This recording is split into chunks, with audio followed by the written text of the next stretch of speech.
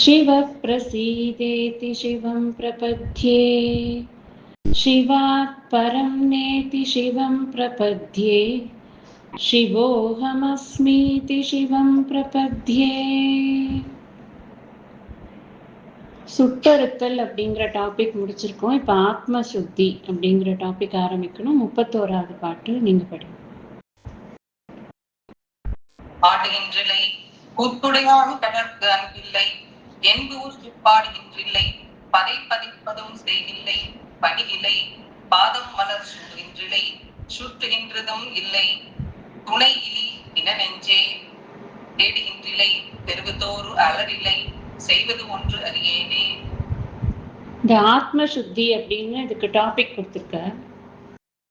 ஆத்மாங்கிறதுக்கு ஒவ்வொரு இடத்துலையும் ஒவ்வொரு விதமாக அந்த அர்த்தங்கள் உபயோகப்படுகிறது.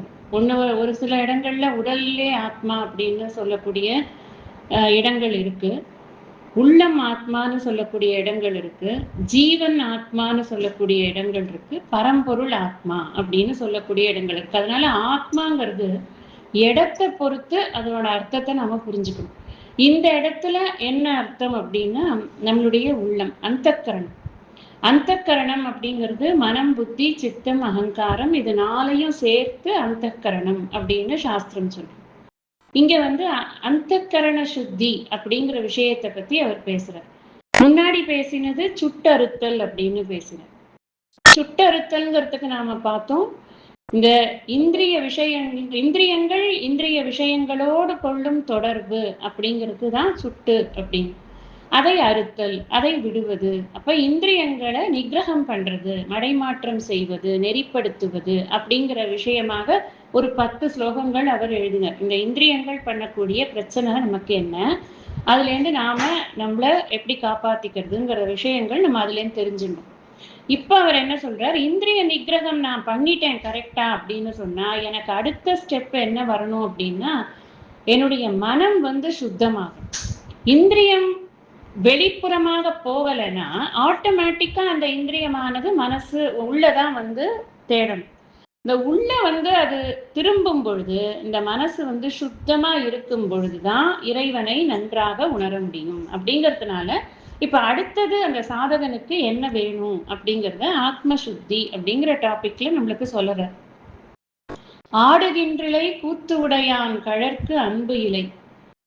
எப்பவுமே இந்த மனசை அவர் திட்டின்டே இருக்கார். ஏன்னா இந்த மனசு என்ன பண்றதுன்னா அவருக்கு ஹெல்ப் பண்ண, அவருக்குன்னு இல்லை யாருக்குமே மனசு ஹெல்ப் பண்ணவே பண்ணாது. சரியான ஸ்ட்ரைக் பார்ட்டி எதுன்னா இந்த மனசு தான். நம்ம என்னதான் அதை கஷ்டப்பட்டு ஒரு இதுல போட்டு பூட்டி வச்சாலும் அது தன் போக்குக்கு போயிடும், டக்குன்னு ஓடி போயிடும். நம்ம சொன்னதை கேட்காம ஒரு செகண்ட்ல அது மாறிடுறது. அதனால அந்த மனசை நிறைய திட்டி திட்டி திட்டி தான் அவர் வழிக்கு கொண்டு வருது அப்படிங்கிறது அவருடைய இதுவா இருக்கு. நமக்கெல்லாம் என்னன்னா நம்மளுக்கும் இப்படித்தானே இருக்கு அப்படிங்கிறது நமக்கு தெரியுது. அவர் சொல்லும் பொழுது நமக்கு இப்படித்தானே இருக்கு அப்படிங்கிறது நமக்கு தெரியுது. ஆடுகின்றிலை, உன்னோட பேரை கேட்ட உடனே அப்படியே கூத்து ஆடுவேனா, ஆஹா சிவபெருமான் அப்படின்னு கேட்ட உடனே சொக்கநாதன் உடனே ஆடுவேனான்னு அதெல்லாம் ஒன்றும் ஆட மாட்டேன். அப்படியா வராரா இன்னைக்கு வீதி உலாவா, சரி சரி நான் காப்பி குடிச்சிட்டு மெதுவா போகலாம், இப்ப என்ன அவசரம், அவர்தான் போயிட்டே இருப்பாருப்பா, அவர் இந்த வீதி போனா அந்த வீதியில பிடிச்சிக்கலாம், அவரை ஒன்றும் பிரச்சனை இல்லை. நான் போய் உனக்கு முன்னாடி நான் உன் பேரை சொல்லி ஆடுறேன்னா அதெல்லாம் ஒன்றும் கிடையாது. நான் மாட்டுக்கு இல்லைன்னா நான் ரொம்ப சௌரியம் ஜோதி டிவியில காட்டுவான்னு பார்த்துட்டு இருக்கேன், அவ்வளவுதான். இது அளவுதான் என்னோட மனசுல இருக்கே தவிர்த்து அது ஒன்றும் பெரிய இதெல்லாம் கிடையாது. எனக்கு ஒன்றும் அப்படிலாம் உன்னை பார்த்த உடனே ஆடுறதெல்லாம் இல்லை. கூத்து உடையான் கழற்கு அன்பில்லை.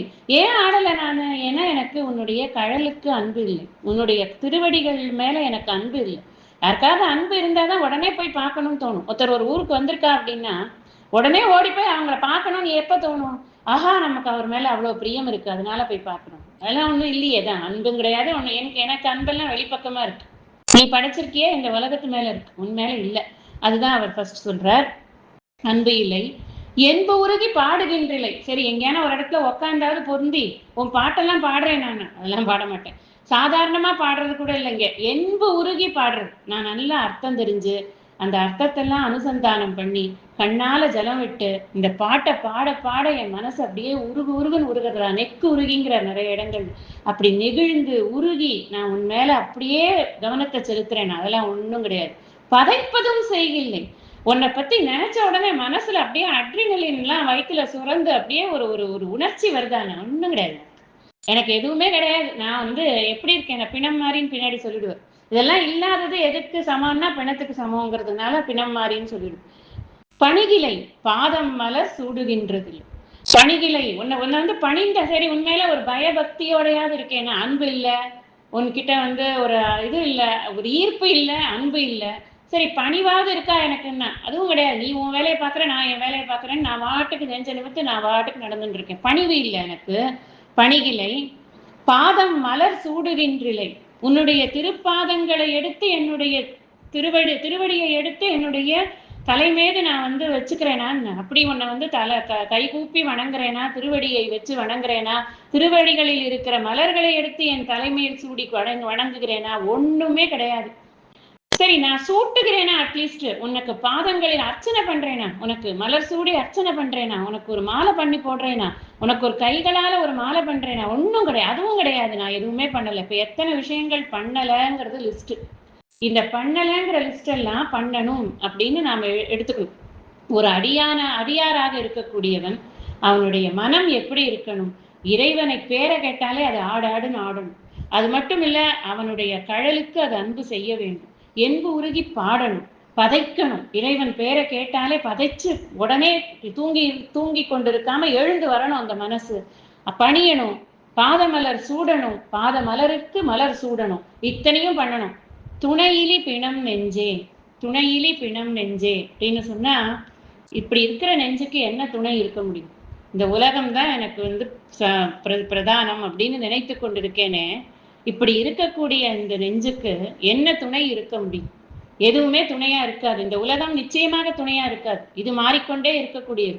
இதுல எதுவுமே நிலை இல்லை. அதனால இதையெல்லாம் நான் துணையாக வைத்து கொள்ள முடியாது. அப்ப எனக்கு நிரந்தரமான துணையாக இருக்க வேண்டியது, இருக்கக்கூடியது எதுன்னா நீ மட்டும்தான். ஒன்ன நான் வந்து நாடலைன்னா எனக்கு நெஞ்சுக்கு எது துணையா இருக்கும்? எதுவுமே துணையா இருக்காது. அப்ப துணை இல்லாத ஒரு இதுவா போயிடும். இந்த மனசு வந்து துணை இல்லாத ஒரு பொருளாக போயிடும். துணை இல்லாம இருக்குனால என்னன்னா ஆட்டம் ஆடும். சிங்கிளா இருக்கிறது அப்படிங்கிறது பெரிய விஷயம் இல்லை. சிங்கிளா இருந்து தர்மமா இருக்கிறதுங்கிறது பெரிய விஷயம். இந்த மனசை வந்து ஏகாந்தமா வச்சுக்கிறது அப்படிங்கிறது எப்ப முடியும் அப்படின்னா, அது தர்மமா இருக்கும் பொழுது, இறைவனுக்கு சார்ந்து இருக்கும் பொழுதுதான் அந்த ஏகாந்தமான மனசுல ஒரு அமைதி ஏற்படும். அப்படி இல்லாம நான் தனியா இருக்கேன் ஒரு ரூம்ல, நான் ஏகாந்தமா தானே இருக்க சொன்னீங்க, ஒரு ரூமை சாத்தி பூட்டிக்கிறேன், அந்த ரூம்குள்ள நான் கண்ட விஷயங்களையும் நினைச்சு கொண்டிருக்கேன்னா, அதனால எனக்கு அந்த மனசோ இந்த ஏகாந்தமோ என்ன கொடுக்க முடியும்? ஒன்றும் கொடுக்க முடியாது. என் மனசு எங்க சார்ந்து இருக்கணுமோ அங்க சார்ந்து இருந்தா அந்த ஏகாந்தமானது என் மனசுக்கு ஒரு சுத்தியை கொடுக்கும். அதனால நீ தனியா இருக்கிறது முக்கியம் இல்ல, நீ தனியா இந்த மனசை வைத்து கொண்டிருப்பது இறைவனுக்கு சார்ந்து இருக்க வேண்டும் அப்படிங்கிறத நமக்கு சொல்றார் அவர். தனியா இருந்தாலும் கூட்டமா இருந்தாலும் மனசு இறைவனை சார்ந்து இருக்கணும் அப்படிங்கிறது இங்க முக்கியமான பாயிண்ட். சரி, துணை இலி பிணம் நெஞ்சே, இங்க பிணம்னு சொல்றார். இந்த நெஞ்சை வந்து ஏன் பிணம்னு சொல்றாருன்னா, இந்த மாதிரி உணர்ச்சிகளே இல்லாத ஒரு நெஞ்சமா இருக்குது. என்னென்னலாம் உணர்ச்சிகள் ஒரு பக்தனுக்கு இருக்கணுமோ அதெல்லாம் இல்லாததுனால தேடுகின்றிலை தெருவுதோறு அலறிலை. நான் வந்து என்ன பண்றேன், உன்னை தேட மாட்டேங்கிறேன். எனக்கு ஏன் இப்படி இருக்கு அப்படிங்கிற எண்ணத்தை ஏற்படுத்தி கொண்டு, இது ஏன் எப்படி நான் மாத்துறது, நான் யாரை வந்து பற்றாக பிடித்து கொள்றது அப்படின்னு நினைச்சு உன்னை நான் வந்து தேடக்கூட மாட்டேங்கிறேன். தெருவா அலற மாட்டேங்கிறேன்னா என்ன, உன்னை தேடி அலையணும். ஒரு கோவிலா உனக்கு உன்னை நான் பார்க்கறதுக்கோ, உன்னை பத்தின விஷயங்களை கேட்கறதுக்கோ, உன்னை பத்தி பாடுறதுக்கோ, பாடினதை கேட்கறதுக்கோ ஏதாவது ஒரு முயற்சி நான் பண்ணியிருக்கேன்? ஒண்ணுமே நான் பண்ணல. செய்வது ஒன்று அறியேனே. இது எதுவுமே நான் பண்ணாததுனால என்னுடைய நெஞ்சம் எப்படி இருக்கு அப்படின்னா பிண நெஞ்சம் மாதிரி இருக்கு. இந்த நெஞ்சத்தை வச்சு நான் என்ன பண்றது? இது வந்து ஒரு உணர்ச்சியற்ற ஜடம் மாதிரி இருக்கு. நம்ம சுவாமி சித்பவானந்தர் அழகா சொல்லுவார், இந்த மனசை வந்து அடுப்பு கரியோட ஒப்பிடலாம் அப்படின்னு சொல்லுவார்.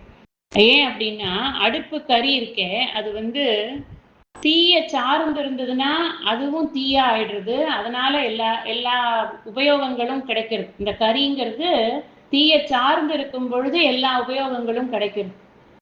ஆனா அதுவே தீயிலிருந்து விலகி இருந்து அதை தீயெல்லாம் தட்டிட்டு அவன் எடுத்து வச்சான்னு வச்சுக்கோங்க. இப்ப இந்த அயன் பண்றவன்ட்ட கறி மூட்டை இருக்கு, அந்த கரிமூட்டை எப்ப உபயோகப்படுறதுன்னா தீய சார்ந்து இருக்கும் போது உபயோகப்படுறது. தீய சார்ந்து இல்லாம வெறும் கரியா இருக்கும்போது அது பிணம் மாதிரி தான். அது ஒரு ஜடம், அதனால எந்த பிரயோஜனமும் இல்லை. அது மாதிரி அவர் உதாரணம் சொல்றாரு. அதுக்கு மனம் ஏன் பிணம்னு சொல்றாரு அப்படின்னு சொன்னா, இந்த மனம் இறைவனை சார்ந்து இருக்கும் பொழுது அது நன்மை பெறுகிறது. அது இறைவனிலிருந்து விலகும் பொழுது, இறைவனை சாராது இருக்கும் பொழுது அது பிணத்திற்கு சமானம்தான். இந்த இங்க சொல்லி இருக்கக்கூடிய அத்தனை விஷயங்களும் நம்ம எப்பவும் பாக்குற மாதிரி மனம், வாக்கு, காயம் எல்லாத்துக்குமான சாதனங்களை தான் அவர் சொல்றார். திரிகரண சுத்தி அப்படிங்கிறது ரொம்ப முக்கியம். ஒரு சாதகனுக்கு 3 கரணங்கள்லயும் சுத்தி இருக்கணும். மனசுல இருக்கணும், வாக்குல இருக்கணும், காயத்துல இருக்கணும். 3 கரணங்களையும் சுத்தி இருக்கணும். இங்க பிரதானமாக ஆத்ம சுத்தின்னு வச்சதுனால மனசை பத்தி ஃபர்ஸ்ட் அட்ரஸ் பண்றாரு. அடுத்த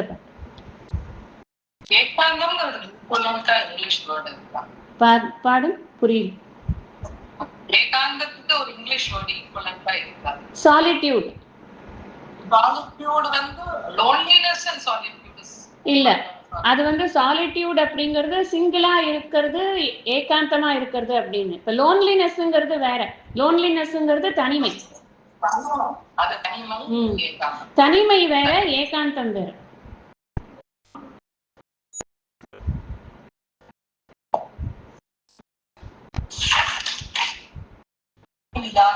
புகுந்து ஆண்டு கொண்டு அறிவதை அருளி மேல் நெறியெல்லாம் புலம் ஆக்கிய எந்தையே வந்தனை அருப்பானை பிரிவிலாத இன்னருங்கள் பெற்றிருந்தும் மாறு அடுதி பின நெஞ்சே மாறு ஆடுதி பிரியலாம் மிக கீழ்ப்படுத்தாய் கெடுத்தாய் என்னை கெடுமாறே. திரும்பியும் அந்த நெஞ்சத்தான் சொல்றார். திரும்பியும் பிண நெஞ்சே அப்படின்னு இந்த நெஞ்சை வந்து அட்ரஸ் பண்றார். எப்படி சொல்றார் இப்போ அப்படின்னா, அறிவு இல்லாத என்னை புகுந்து ஆண்டு கொண்டு, எனக்குன்னு ஒன்றும் ஒரு பெரிய அறிவெல்லாம் இல்லை, எனக்கு ஒன்று அடையணுன்ற அறிவே இல்லை. முன்னாடியே சொன்னார், எய்துமாறு அறிகிலேன்னு முன்னாடியே சொல்லிட்டார். மெய் அறிதலையோ சொல்லிட்டார். எனக்கு எப்படி ஒன்று அடையணும்னு கூட தெரியாது. அந்த அறிவு கூட எனக்கு கிடையாது. பேசிக் இது கூட டீட்டெயில்ஸ் கூட எனக்கு தெரியல. அந்த ஞானமே இல்லாத என்னுடைய உள்ளத்துல என்னை புகுந்து ஆண்டு கொண்டு, என்னை ஆண்டு கொண்டு என்னுடைய உள்ளத்தில் எழுந்து அருளி, இந்த இறைவன் எனக்கு என்ன பண்ணான்னா அறிவதை அருளி, எதை அறியணுமோ அதை அருள் பண்ணினான். எனக்கு வந்து குருந்த மரத்தடியில் ஒரு குருவாக வந்து எனக்கு பல விஷயங்கள் அறிவது முக்கியம். அத்தியாத்ம வித்யா வித்யானாம் அப்படின்னு சொன்னார் சுவாமி. எந்த வித்யை சிறந்தது அப்படின்னா ஆத்ம வித்யை தான் சிறந்தது. இந்த ஆத்ம வித்யை ஏன் சிறந்தது என்றால் எல்லாவற்றையும் அறிகின்ற அறிவு அந்த ஆத்ம வித்யிலேயே இருக்கு. அந்த ஆத்ம வித்யை என்பதுதான் நான் நிறைவு என்பதை எனக்கு உணர்த்துகிறது. அதனால அந்த ஆத்ம வித்யை என்பது சிறந்தது. அப்போ அதை நீ எனக்கு எதை அறியணுமோ அதுதான் அறியணும், வேற எதையும் அறியணும்ன்ற அவசியமே கிடையாது. நான் அறிஞ்சு வச்சிருக்கிறது எல்லாமே வேஸ்ட் தான். ஆனா அவர் என்ன பண்ணார் அப்படின்னா, எனக்குள் புகுந்து என்னை ஆண்டு கொண்டு அறிய வேண்டியதை எனக்கு அருளினார். மேல் நெறியெல்லாம் புலமாக்கிய எந்தை. இது மாத்திரம் பண்ணல, இதுக்கு மேல அதை எனக்கு அறிவித்த பொழுது மற்ற விஷயங்கள், இந்த மதம் சார்ந்த விஷயங்கள்லாம் இருக்கு இல்ல, இந்த தர்மம் சார்ந்த விஷயங்கள்லாம் இருக்கேன், அது எல்லாத்தையுமே கூட எனக்கு கூடவே அவர் சொல்லி கொடுத்துட்டார். ஒரு குருன்னு எடுத்துட்டா, வா உனக்கு நான் ஆத்ம வித்தியை சொல்லித்தரேன் அப்படின்னு அந்த ஒரே ஒரு டாபிக் மட்டும்லாம் எடுக்க மாட்டார். அப்படி எடுத்தாலும் நமக்கு பிரயோஜனமாவே இருக்காது. ஒரே ஒரு லைன் சொல்றது அப்படிங்கிறது இருக்காது. ஒரு லைனை ஒரு சாக்கா வைத்துக்கொண்டு பல விஷயங்களை அந்த குரு கிட்டேருந்து நம்ம கேட்கிறோம். அது மாதிரி சொல்றாரு அவர். அந்த குரு வந்து எனக்கு இந்தா வா உனக்கு தத்துவமசின்னு சொல்லிட்டு என்னை அனுப்பி விட்டுருல, மற்ற விஷயமெல்லாம் நிறைய கொடுத்தாருப்பா. எனக்கு மேல் நெறியெல்லாம் புலமாக்கியனா எனக்கு புலப்படும்படியுமாக செய்தார். தர்மமா நடக்கிறது எப்படி? இப்ப நம்ம சுவாமிஜி பண்றது மாதிரி நீ வந்து ஆத்ம வித்தியை படிக்க வந்தியா, இந்த ஒரே ஒரு ஸ்லோகத்தை மட்டும் படிச்சுட்டு போ, அப்படி கிடையாது. திருக்குறள்ல இப்படி சொல்லியிருக்கு, திருவாசகத்துல இப்படி சொல்லியிருக்கு, இதுல தாய்மானவர் இப்படி சொல்றாரு அப்படின்னு ஒன்னொன்னா எடுத்து சொல்லி, நீ வாழ்க்கையில இதை எப்படி அடாப்ட் பண்ணணும் அப்படிங்கிற விஷயங்களை சொல்லி, தத்துவத்தையும் சொல்லி, நம்ம வாழ்க்கையை பத்தியும் சொல்லி, அப்படி சொல்லக்கூடிய குருவாக எனக்கு பல விஷயங்களை புலப்படுத்தினது அவர்தான்ப்பா. புலப்படுத்தி ஆக்கிய என் தந்தையை, எந்தையைன்னு சொன்னா என் தந்தையை. அப்படிப்பட்ட என் தந்தைனா இந்த இடத்துல திரும்பியும் சொல்றேன், சோர்ஸ்ன்னு புரிஞ்சுக்கணும். இந்த நமக்கு சோர்ஸா இருக்கக்கூடியவர் அப்படின்னு. அதனால எனக்கு மூல காரணமாக இருக்கு. முனைவன்னு பின்னாடி வரும். முனைவன்னு சொன்னா முனைந்து நிற்பவன், மூல காரணமாக இருப்பவன் அப்படின்னு அர்த்தம். எங்கேயுமே இறைவன் நமக்கு தந்தை அப்படின்னு சொன்னா அவன் நமக்கு காரணமாக இருக்கிறான் அப்படிங்கிறத நம்ம புரிஞ்சுக்கணும். என் தந்தை அவன். அது மாத்திரம் இல்ல, என்ன பண்ணினான், பந்தனை அறுப்பானை. இதெல்லாம் சொல்லி கொடுக்கறதன் மூலமாக எனக்கு இந்த பிறவி தலையை அவன், பந்தத்தை அவன் நீக்கினான். இந்த பந்தம்ங்கிறது தான் எனக்கு ரொம்ப இந்த உலகத்துல என்னை பிடிச்சு இந்த சேத்துக்குள்ள அமுக்கிண்டே இருக்கு. அதுல இருந்து நான் வெளியில வரணும்னா எனக்கு ஆத்ம ஞானம் வேணும். இந்த ஆத்ம ஞானத்தோட எப்படி வாழணுங்கிறதும் எனக்கு தெரியணும். 2 விஷயம் சொல்லி கொடுக்கணும். குரு ஆத்ம ஞானத்தை சொல்லி கொடுத்துட்டு கோர்ஸ் முடிஞ்சிட்டு போயிட்டு வான்னு சொல்ல மாட்டார். அப்படி இருக்கிறவர் குருவாவே இருக்க மாட்டார். ஆத்ம ஞானத்தை சொல்லி கொடுத்துட்டு அந்த ஆத்ம ஞானத்தோட எப்படி இங்க வாழறது. அதனாலதான் கிருஷ்ணர் 18 அத்தியாயம் ஏன் வருது அப்படின்னா, தத்துவம் மட்டுமே முடிச்சிருக்கலாம், ஒன்றும் பிரச்சனை இல்லை. இந்த அசியில தான் அத்தனை உலகியல் விவகாரங்கள்ல எப்படி நீ நடந்துக்கணும் அப்படிங்கிற விஷயத்தை அங்கதான் வைக்கிறா. அது தெரியும். அந்த ஐக்கியம் தெரியாம, ஐக்கியத்தை எப்படி உபயோகப்படுத்துறதுன்னு தெரியாம நான் வெறும் புக் நாலேஜ் வச்சுன்னு இந்த உலகத்துல வாழவே முடியாது. அப்படி ஒரு குருவாக எனக்கு அவர் எல்லாத்தையும் கொடுத்தார். அதனால எனக்கு பந்தம் எல்லாம் போயிடுத்துப்பா. எனக்கு மோகம் எல்லாம் போயிடுத்து, பந்தம் எல்லாம் போயிடுத்து. எனக்கு அதெல்லாம் நீக்கிறது. பந்தனை அறுப்பானை பிரிவு இல்லாத இன் அருள்கள் பெற்றிருந்தும். பிரிவு இல்லாத அப்படின்னு சொன்னா அவனை விட்டு பிரியாத அப்படின்னு அர்த்தம்.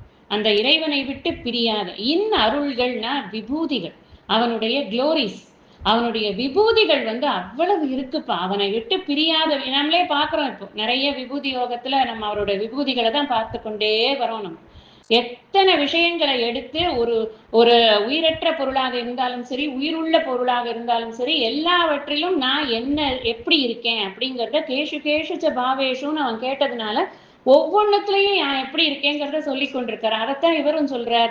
அப்படி இருக்கக்கூடிய அந்த விபூதிகள் எல்லாம் இறைவனை பிரியாத விபூதிகள், பிரிவு இல்லாத இன்னருள்கள். இன்னருள்னா இனிமையான விபூதிகள். சொல்லறதுக்கே ஆசையா இருக்கு. பலம் பலவதாம் அஸ்மி காமராக விவர்ஜிதம்னு பகவான் சொன்னார்னா, ஆஹா, என்னுடைய பலம் இறைவனுடையது, இறைவனுடைய குளோரி தான் என்னுடைய பலம் அப்படின்னு நமக்கு ஒரு திருடம் வருதா இல்லையா?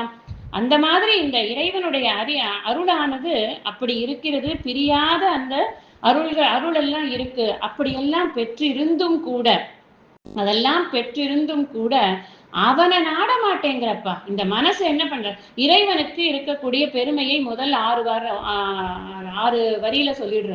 இறைவன் இப்படிப்பட்டவனாக இதெல்லாம் கொடுக்கக்கூடியவன் இறைவன். ஆனா அவனை நீ நாட மாட்டேங்கிற. அதான் இங்க மனசு கிட்ட போடுற சண்டை என்னன்னா, பாரு அவன் இவ்வளவு ஒரு பெரிய விஷயம் நமக்கு பண்றான், ஆனாலும் அவன்கிட்ட நீ போய் சேர மாட்டேங்கிறியே, நீ கண்ட இடத்துலயும் நீ இருக்கியே. சுவாமிஜி சொல்லுவார், தேனி வீட்டு ஈ அப்படின்னு 2 இருக்கு. உன்னை வீட்டு ஈ என்ன பண்ணும்னா இந்த ஸ்வீட்டு அதுல எல்லாமும் மேய்க்கும், அதே மாதிரி இந்த நரகல்லையும் போய் மேய்ச்சிட்டு வரும். நம்ம இந்த ஸ்வீட் ஸ்டால்ல பார்த்தா தெரியும் வீட்டு ஈய நமக்கு அது பண்ற லட்சணத்தெல்லாம். ஆனா தேனி என்ன பண்ணும்னா உயர்ந்த மகரந்தத்துல இருந்து இருக்கக்கூடிய அந்த தேனை மாத்திரம் எடுத்து சேர்க்கும். நீ தேனியா இருப்பியா வீட்டு ஈயா இருப்பியா, நீ தான் முடிவு பண்ணும் அப்படின்னு சொல்லுது. அது மாதிரி இந்த மனசு என்ன பண்ணணும்னா தேனியாட்டமா இருக்கணும். அது எதை தேடணுமோ அதை போய் தேடாம கண்ட குப்பையெல்லாம் தேடி கொண்டு அதெல்லாம் போய் மேயறது அப்படிங்கிறது. அதனால சொல்றாரு, மாறு ஆடுதி. அவர் இவ்வளவெல்லாம் பெற்றிருந்தும் கூட அவருக்கு மாற்றாக இந்த உலகத்தை பார்த்து நீ ஆட்டம் போடுறியே மனசே, நீ எப்படிப்பட்ட மனசு, நீ பிண நெஞ்சுப்பா. நீ உனக்கு ஒரு ஜடம், நீ உனக்கு கொஞ்சம் கூட உனக்கு மதிப்பே. பிணத்துக்கு என்ன மதிப்பு இருக்கு? ஒன்றும் கிடையாது. அந்த பிணம்ன்ற ஸ்டேட்டஸ் வரத்துக்கு முன்னாடி ஆஹா இவங்களை போல உண்டான்னு சொல்லிட்டு இருப்பாங்க. அதுக்கப்புறம் பாடி எப்போ எடுக்கிறீங்க? இன்னைக்கே எடுத்துருவீங்களா இல்லை நாளைக்கா? அவ்வளவுதான்.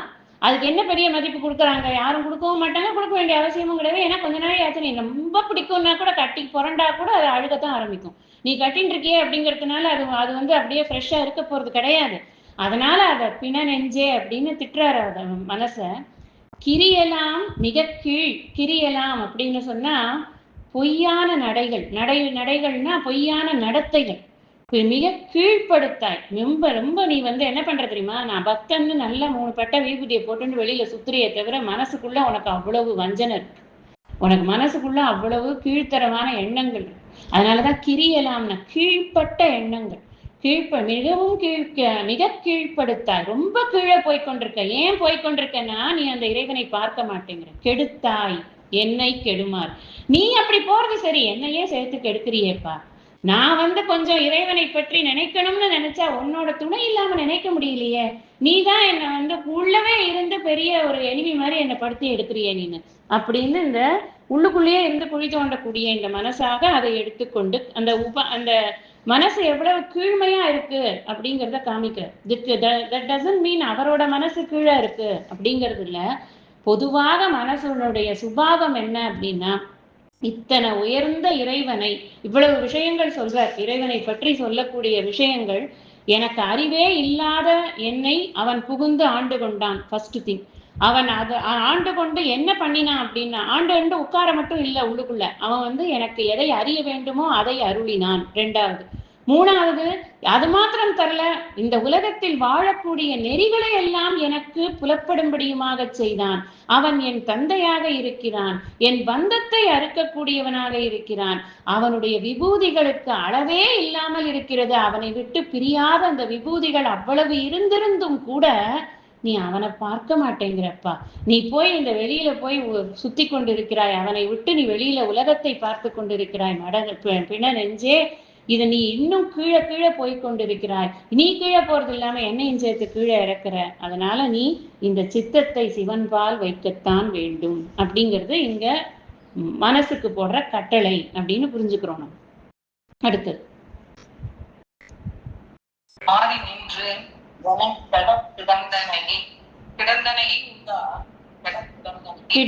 கிடந்தனையை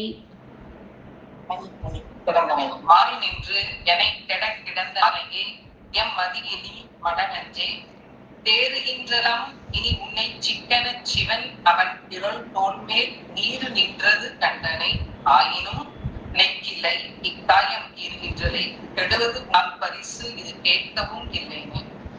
ரொம்ப இயலாமையின் உச்சத்துல போய் மனசோட சண்டை போட்டு இருக்காரு. அவரால் முடியல, இந்த மனசை கட்டுப்படுத்தவே முடியல. அப்படிங்கிற நமக்கு ஆசை இருக்கு நிறைய, நம்ம நிறைய படிக்கணும், நிறைய தெரிஞ்சுக்கணும் அப்படின்லாம் ஆசை இருக்கு. ஆனா சூழ்நிலைகள் ஒத்து வர மாட்டேங்குது. அப்ப என்ன ஆகுது, ஒரு மாதிரி இயலாமை வருது, ஒரு டிப்ரெஷன். மைண்டு ரொம்ப டிப்ரெஸ்டா ஆயிடுது. என்னடா இது, நமக்கு இதுக்கு ஒரு டைம் கிடைக்க மாட்டேங்கிறது, உட்கார முடியலையே, நம்ம இறைவனை சிந்திக்க நம்மளால உட்கார முடியல அப்படின்னு நமக்கு ஒரு டிப்ரெஷன் வருது. அது ஏன், அந்த மனசு நமக்கு எந்த சூழ்நிலையா இருந்தாலும் இறைவனையே நோக்கி அந்த மனசு இருக்கு. அப்படி இருந்ததுன்னு சொன்னா எப்படியாவது நம்மளால அந்த சாதனைய பண்ண முடியுமே அப்படிங்கிறது தான் இங்க இயலாமையின் வெளிப்பாடு. மாறி நின்றனைனா மாறி நின்று அப்படின்னு சொன்னா இங்க பகைத்து நிற்கிறது. யாருக்கு பகைத்து நிற்கிறது? இறைவனை பார்க்காமல் உலகத்தை பார்ப்பது என்பது பகை அப்படின்னு. இறைவனை மட்டுமே நினைப்பதுதான் நமக்கு நல்லது, ஹிதம். அது இல்லாம எதை பண்ணினாலும் அது நமக்கு பகைதான். இந்த இதுல அதனாலதான் திருவாசகத்துக்கு உருகாதார் ஒரு வாசகத்துக்கும் உருகார்னு ஏன் சொல்றாருன்னா, இவர் மாதிரி இறைவனை மட்டுமே சிந்திக்கணும் அப்படின்னு நினைக்கிறது அப்படிங்கிறது ரொம்ப ரொம்ப ரொம்ப கஷ்டம் உலக வாழ்க்கை. அந்த கஷ்டத்தை எப்படியெல்லாம் ஃபேஸ் பண்ணி நம்ம அதுல இருந்து ஓவர் கம் பண்றது அப்படிங்கறத இவரோட பாட்டுல உள்ளுக்குள்ள அந்த அர்த்தங்களை அனுசந்தானம் பண்ணும் பொழுது நமக்கு தெரியுது. ஓ, இத்தனை விஷயம் இருக்கா. இப்ப நமக்கு தெரிஞ்சு போயிடுது எது கல்பிரிட்டு, மனசுதான் கல்பிரிட்டு. இப்ப இனிமே மனசை நேர்படுத்துறது தான் நம்மளோட வேலை அப்படின்னு நாம ஒரு முடிவுக்கு வருவோமா இல்லையா? அதனாலதான் இதுல அவ்வளவு விஷயங்களை வைக்கிறார், உருக்கமா வைக்கிறார். நமக்கு உருக்கமா சொன்னாதான் நம்மளால கொஞ்சம் எடுத்துக்க முடியும். கொஞ்சம் சண்டை கிண்டை போட்டானா நம்ம இப்ப இருக்கிறதே உலகமே பரிசுதான், போயா அதுலயே போறேன் நான் அப்படின்ட்டு போயிரும். அதனால உருக்கமாவே சொல்றாரு எல்லாவற்றையும். மாறி நின்று பகைத்திருந்து என்னை கெட கிடந்தனை அப்படின்னா என்னை கெடுக்கிறதுக்குனே நீ பகைத்தன்மையோட இருக்க. என்கிட்ட நீ பகைத்தன்மையோட இருக்கு. எப்படி? நீ போய் உலக விஷயங்கள்ல ஈடுபடுறதுனால நீ இறைவனை பக்கம் திரும்ப மாட்டேங்கிற. அதனால நான் கெட்டு போறேன், நான் என்னுடைய வாழ்க்கையானது கெட்டு போறேன், இந்த பிறவியானது வேஸ்டா போயிடும். கிடந்தனையை அப்படின்னு சொன்னா என்னுள் கிடந்தமை, என்கிட்டயே இருக்க, நீ உள்ளதான் இருக்க, நீ எங்கேயோ வெளியில பீரோல வச்சு உன்னை நான் எடுக்கல. நீ எனக்கு உள்ளேயே உட்கார்ந்து கொண்டிருக்க, வெளியில எங்கேயானு இருந்தா கூட பரவாயில்ல, உள்ளேயே இருந்து கொண்டு எனக்கு இந்த பிரச்சனையை நீ பண்ற. என் மதி இனி மட நெஞ்சே அப்படின்னு சொன்னா, எனக்கு என்னுடைய மதியை கெடுக்கக்கூடிய மூடமான இருக்கக்கூடிய இந்த நெஞ்சம் அப்படின்னு. ஏற்கனவே பிண நெஞ்சே சொன்னார், இப்ப மட நெஞ்சு. என் அறிவை கெடுத்து விட்ட எனது மூடத்தன்மை மிகுந்த மனதே அப்படின்னு. அந்த மாதிரி நீ வந்து இறைவனோடு சேர விடாத படிக்கு எனக்கு பகையாக இருந்து, அதுவும் எனக்கு உள்ளேயே இருக்கக்கூடிய பகையாக நீ இருக்கிறாய். யார் நம்ம எப்பவுமே புரிஞ்சுக்கணும், இவர் சொல்றதுல இருந்து நம்ம ஒரு விஷயம் நல்லா புரிஞ்சுக்க வேண்டியது என்னன்னா, எனக்கான டைம் கிடைக்கல, எனக்கான அந்த ஸ்பேஸ் கிடைக்கல, எனக்கு இது பண்ண முடியல, அதுக்கு காரணம் அவாதான், இவன் வேலைக்காரி வரல, இல்லைன்னா என்னோட பீப்புள்லாம் எனக்கு வந்து இது கொடுக்கல, சப்போர்ட் பண்ணல, அப்படிலாம் இல்லை. என் நெஞ்சம் தான், அவர் சொல்றார், என் நெஞ்சம் தான் எனக்கு பிரச்சனையா இருக்கே தவிர்த்து எனக்கு மற்றவங்களை பத்தி நான் நினைக்கிறதே கிடையாது. உள்ளேயே இருக்கானே பகைவன், இங்கேயே ஜேசிபி வச்சு பெரிய குழியா தோண்டிட்டு உட்காந்துருக்கான். அதனால இதுதான் மட நெஞ்சு அப்படிங்கிற. தேறுகின்றிலம் இனி உனை சிக்கென சிவன் அவன் திரள் தோள் மேல். தேறுகின்றிலம் அப்படின்னு சொன்னா, உன்னை ஒவ்வொரு நாளும் நம்ப மாட்டேன், உன்னை தேரவே மாட்டேனி அப்படின்னு சொல்லுவா இல்லையா, அது மாதிரி. அதுக்கு என்ன அர்த்தம்னா, உன்னை நம்பவே முடியாது. ஏன்னா நீ இன்னைக்கு ஒரு மாதிரி இருக்க, நாளைக்கு ஒரு மாதிரி இருக்க, டெய்லி மாறிண்டே இருக்க, அதனால உன்னை நம்ப முடியாது.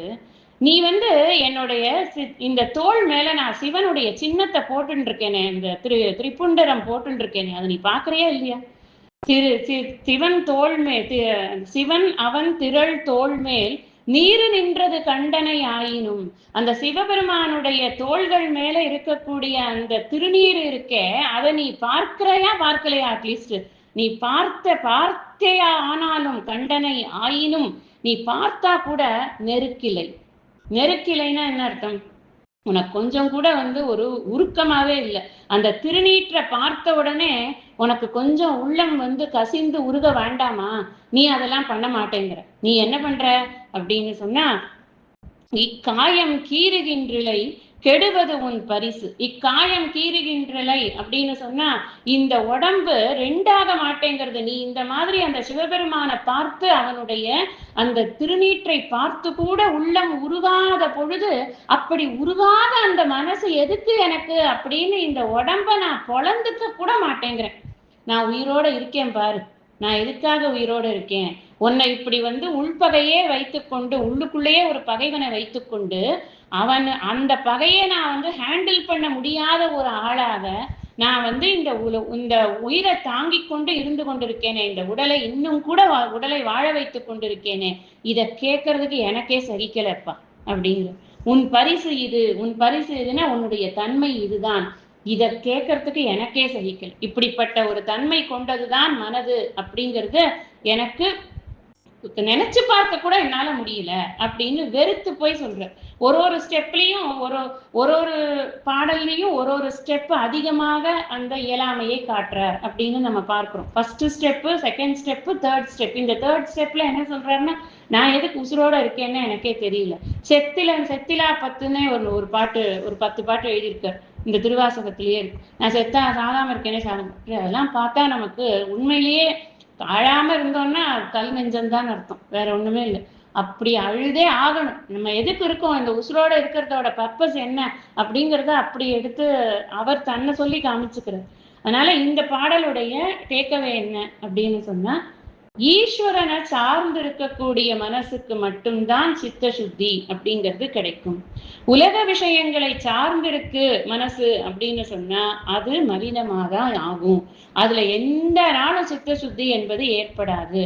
இந்த ஈஸ்வரனை சார்ந்திருக்கிறதுங்கிற போது இங்க ஒரு சின்ன ஒரு க்ளூ கொடுக்குறார். நீ ரொம்ப இறைவனையே திங்க் பண்ணணும்னு உன்னை யார் சொன்னா? அந்த திருநீற்றை பார்த்தாலே உனக்கு உருக வேண்டாமா? வெறும் சின்னத்தை பார்த்தாலே உனக்கு உருக வேண்டாமா அப்படின்னு கேட்கிறார். அந்த திருநீருங்கிறது எதை குறிக்கிறது? எல்லாமே பர்ன்ட் இன்டு ஆஷஸ். அதுக்கப்புறம் அந்த திருநீரை நீங்க எரிச்சா கூட அது திரும்ப ஆஷஸ் தான் ஆக போறது. மறுபடியும் நீ எவ்வளவுதான் எரித்தாலும் அது மீண்டும் மீண்டும் வெறும் திருநீராகவே மாறக்கூடிய தன்மையாக இருக்கிறதுனால, நீ அந்த மாதிரி அகங்காரத்தை கம்ப்ளீட்டா தூக்கி விட்டெறிஞ்சிட்டு அவனுடைய திருக்கழல் அல்லவா நீ வந்து இருக்கணும். அந்த திருநீரை பார்த்தா கூட உனக்கு அது தோணலையா, உனக்கு அது புரியலையா அப்படிங்கிறத ஒரு க்ளூ கொடுக்குறார். ஸோ நமக்கு புரியணும், பெரிய பெரிய பாடல் பாடுறது, முன்னாடி பாட்டுல சொல்றார், நான் பாடல, நான் ஆடல, நான் நெக்கு உருகல. இங்க கேக்குற வெறும் திருநீரை பார்த்தாலே பண்ணணும், அதுக்கே நீ பண்ணல அப்படின்னா உன் பரிசு என்ன, உன்னுடைய தன்மைதான் என்ன, அப்படி இதை பத்தி பேசுறதுக்கே எனக்கு பிடிக்கலப்பா அப்படின்னு அந்த அந்த நெஞ்சத்தை பார்த்து அவர் அதை மட நெஞ்சே அப்படின்னு கூப்பிட்டு சொல்றார். மேற்கொண்டு இருக்கிற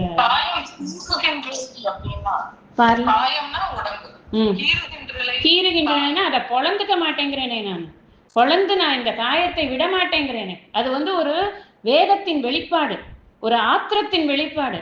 என்னை உடம்ப குத்தி கிழிச்சா தேவலாம் போல இருக்கு அப்படின்னா அது எப்படி சொன்னா எப்படி இருக்கும்? அதுதான் கீறுகின்றலை. இதை எதுக்கு நான் மெயின்டைன் பண்ணணும்? why should I maintain this body? அதான் அவரோட கேள்வி. இதை நான் மெயின்டைன் பண்ணி என்ன பண்ண போறேன் நான்?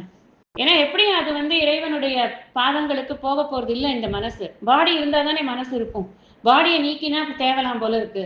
அதுதான் அவருடைய எண்ணம். அதனால சொல்றாரு அவர், இப்படி எனக்கு ஒத்துழைக்காத இந்த மனசை வைத்துக்கொண்டு வாழ்வது எதற்கு? அதான் அவரோட கேள்வி.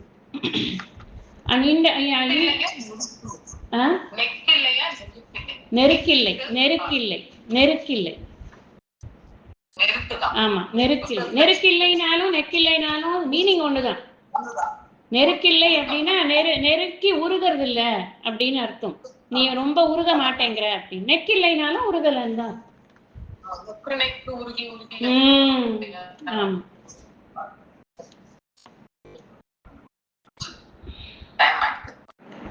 மூர்த்தி எல்லாம் வாழி எங்கள் மோன குரு வாழி, அருள் வார்த்தை என்றும் வாழி, அன்பர் வாழி பராபரமே.